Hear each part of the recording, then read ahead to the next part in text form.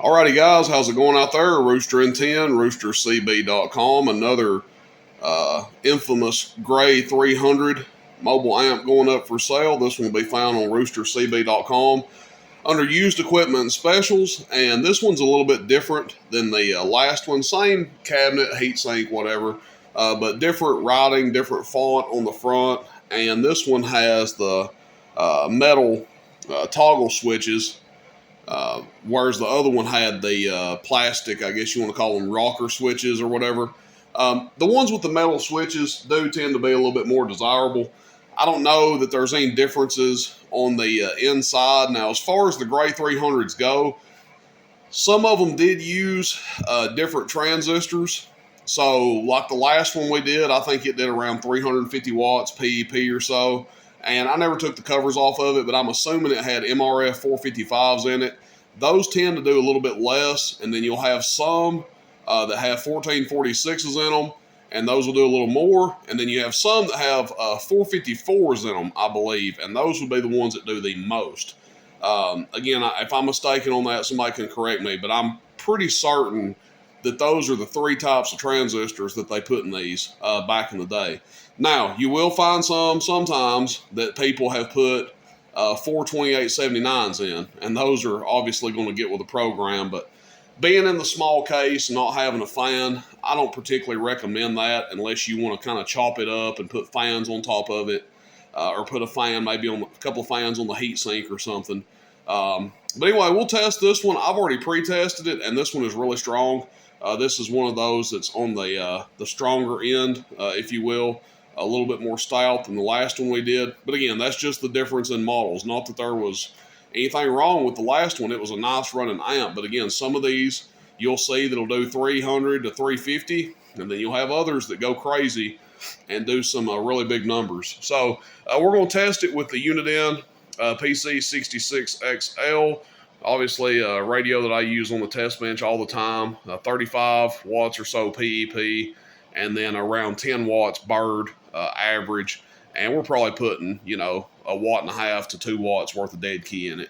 We'll also be at 15 volts. I don't feel bad at all running this amp at 15 volts. They'll take it all day long. And we've got our clamp meter on here. So let's just start out first.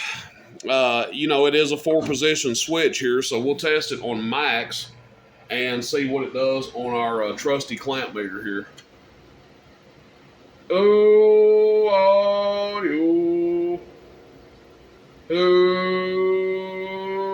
So about 29 to 30 amps on the clamp meter on the highest setting. And the preamp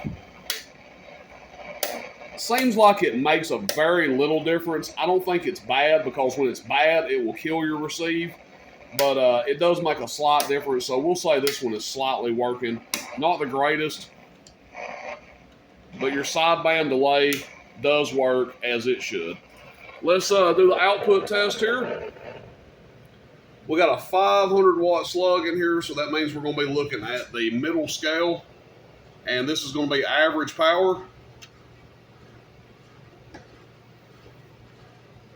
So again, that's about a 75 to 80 watt dead key. Hello.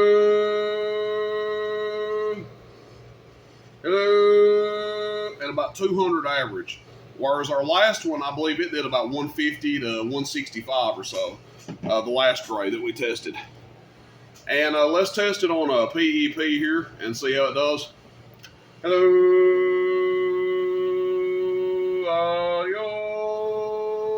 About 475 on the highest setting. We'll go back to the second from the highest here. Hello. About 450. And then this is what they call medium. This is the second from the lowest, or the second, I guess you call it the second position switch. Hello. About 350 on it. And then all the way down. Hello.